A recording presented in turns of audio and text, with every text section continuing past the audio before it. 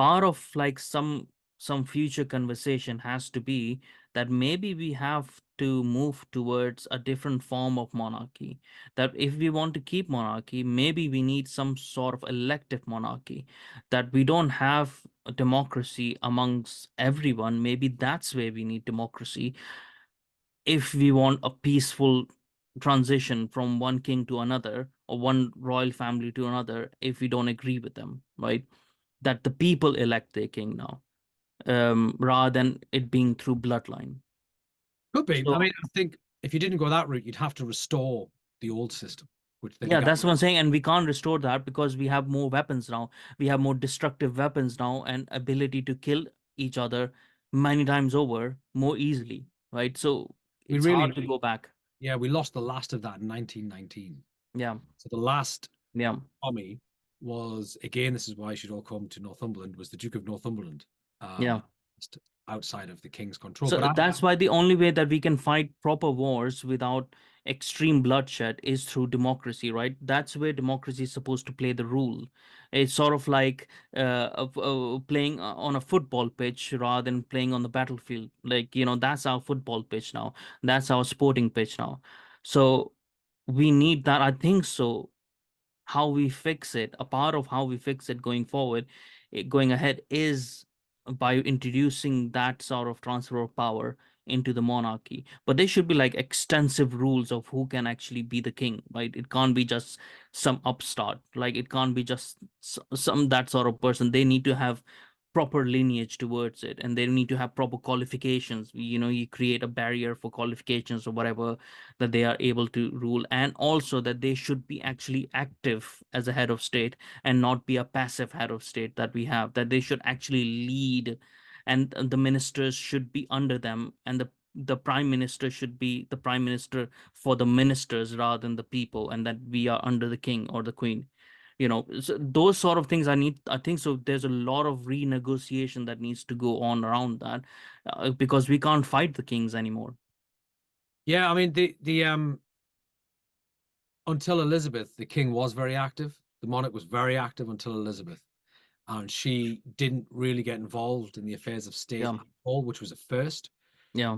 Reject any bills, and they were the most egregious bills passed against the English people in all of our history. And and look, and she was a lovely woman, I'm sure, but she was a terrible monarch in that sense. Yeah, yeah. She was very passive, but Yeah, she set the tone. In 70 odd years, she set that tone, yeah. and that cannot be undone now.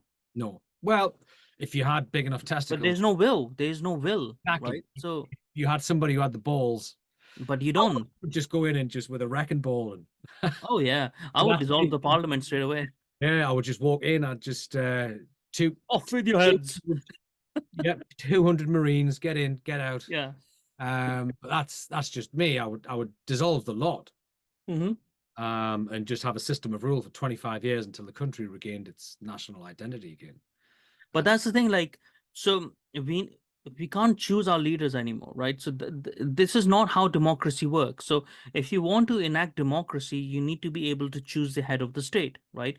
We can't choose the head of the state because we're just choosing transference of administration from one to another to the will of an unelectable person already, right? So, and that's not the king. It's something that sits above the king now, right? Which is not God anymore, which is this the new God, the new globalist order, elite order that we have, right? So we need that power back. We don't need the power back of the parliament, I think.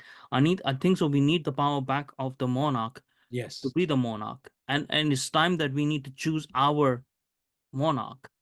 we need to Yeah. find. Yeah, we need to do the old English thing, which is this isn't working. Get them out.